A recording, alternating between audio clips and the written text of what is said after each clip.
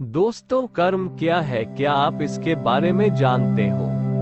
अच्छे कर्मों का फल परिणाम अच्छा ही मिलता है और अगर बुरे कर्म करोगे तो उसका फल परिणाम आपको बुरा ही मिलेगा। अच्छे कर्म आपको खुशियां देगी, वही बुरे कर्म आपको दुख देगी और आपकी जिंदगी को नर्क बना देगी।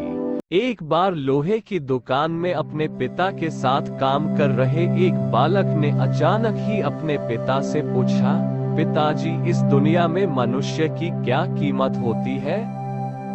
पिताजी एक छोटे से बच्चे से ऐसा गंभीर सवाल सुनकर हैरान रह गए। फिर वे बोले, बेटे, एक मनुष्य की कीमत आंकना बहुत मुश्किल है, वो तो अनमोल है।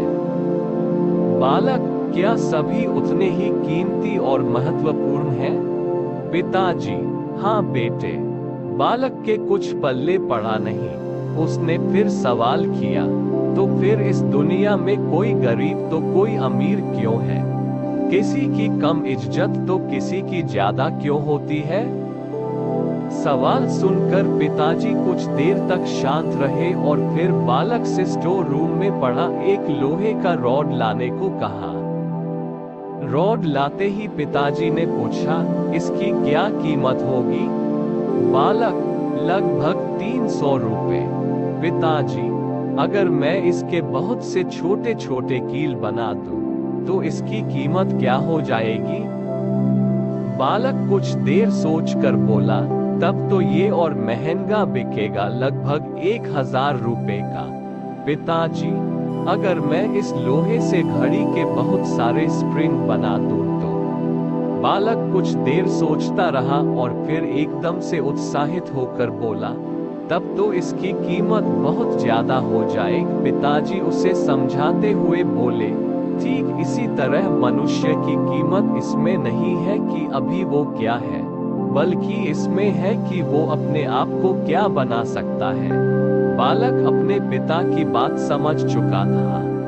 ये घटना उन दिनों की है जब श्री टंडन राज्यसभा के सदस्य थे। यहाँ भी लोग उनकी निरासक्त प्रवृत्ति से काफी प्रभावित थे। यह उल्लेखनीय है कि श्री टंडन अपनी इस उदारता पर तनिक भी अहंकार नहीं करते थे। एक दिन उन्हें किसी ने आकर कहा कि वे अपना भत्ता राज्यसभा कार्यालय से आकर ले लें। वे कार्यालय में पहुंचे। जब उन्हें चेक दिया गया तो उन्होंने किसी से पेन लेकर अपने चेक को लोक सेवा मंडल के नाम समर्पित कर दिया। वहीं खड़े एक व्यक्ति ने जब उन्हें ऐसा करते देखा तो उससे रहा नहीं गया और वह उनसे पूछ बैठा, टंडन जी, इतनी मुश्किल से मात्र 100 रुपए मिले थे, उन्हें भी आपने दान में क्यों दे दिया?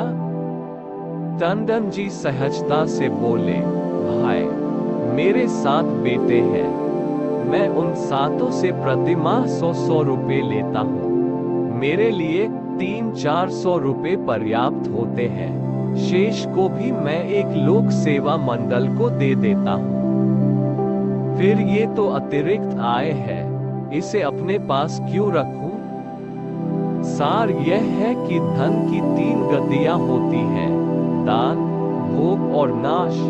इनमें भोग धन की मध्यम गति है, नाश अधम गति है और दान उत्तम गति है। इसलिए अपने आय का एक हिस्सा दान अवश्य करना चाहिए, तभी उस धन की सार्थकता है। किसी गांव में एक संत आए। उनकी ख्याति सुनकर गांव का एक वृद्ध किसान उनसे मिलने पहुंचा। उसने अपने कुछ कष्ट बताए और मुक्ति की राह पूछी। संत बोले, तुम वृद्ध हो गए हो, चलो मैं तुम्हें अपने साथ भक्ति के मार्ग पर लिए चलता हूँ। ऐसा करने से तुम कष्टों से पूर्णतः मुक्त हो जाओगे। किसान को अपने परिवार से मोह था। वह बोला, महाराज, जरा पोते पोतियों के साथ समय गुजार लूं, फिर मैं आपके साथ चलूंगा। संत ने हामी भर दी। कुछ वर्षों के बाद संत वापस आए तो वृद्ध किसान बोला, जरा अपने पोते पोतियों का विवाह देख लूं, फिर मैं आपके साथ चलूंगा। संत ने हामी भर दी। कुछ वर्षों के बाद फिर संत आए तो उन्होंने देखा कि वृद्ध किसान के घर के बाहर एक कुत्ता बैठा है। संत ने योग बल से जान लिया कि वृद्ध किसान की मृत्यु हो गई है और अब उसने इस कुत्ते के रूप में नया जन्म लिया है। मृत्यु तक रिश्तों के मोह में पड़े रहने से उसे कुत्ते का जन्म मिला है। संत ने योग बल से कुत्ते को उसके पूर्व जन्म को याद दिलाई तो वह बोला, मेरे पड़पोते पड़पोतियां अभी नादान है, आजकल जमाना खराब है, मुझे उनकी रखवाली करनी है, वो थोड़े समझदार हो जाए फिर आपके साथ चलूंगा।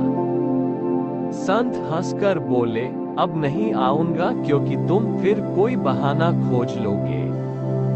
सार यह है कि संसारी जीव कभी अपने परिवार के मोह से मुक्त नहीं हो पाता। इंसान पूरा जीवन काल अपने परिवार के प्रति दायित्वों को निभाता है, लेकिन जब वह अपने जीवन के अंतिम पड़ाव पर होता है तब भी वो रिश्तों के मोह में बंधा रहता है।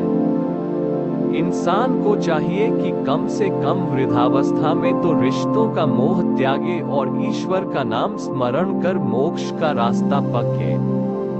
अक्सर चीजें हमें वैसी नहीं दिखती जैसी वे हैं, बल्कि वैसी दिखती है जैसे हम हैं। यह एक ऐसे बुद्धिमान व्यक्ति की कहानी है जो अपने गांव के बाहर बैठा हुआ था।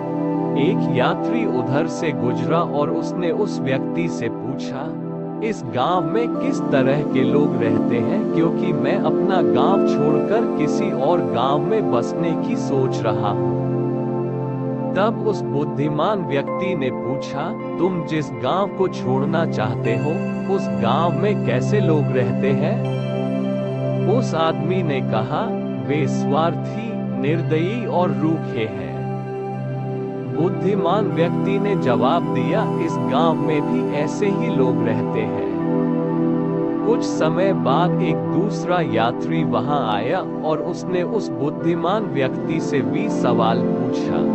बुद्धिमान व्यक्ति ने उससे भी पूछा, तुम जिस गांव को छोड़ना चाहते हो उस गांव में कैसे लोग रहते हैं?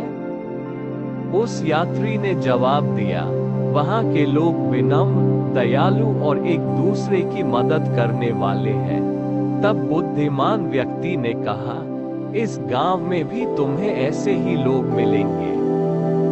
आमतौर पर हम दुनिया को उस तरह नहीं देखते जैसी वह है, बल्कि जैसे हम खुद है वैसी देखते हैं। इस कहानी से शिक्षा मिलती है कि ज्यादातर मामलों में दूसरे लोगों का व्यवहार हमारे ही व्यवहार का आईना होता है।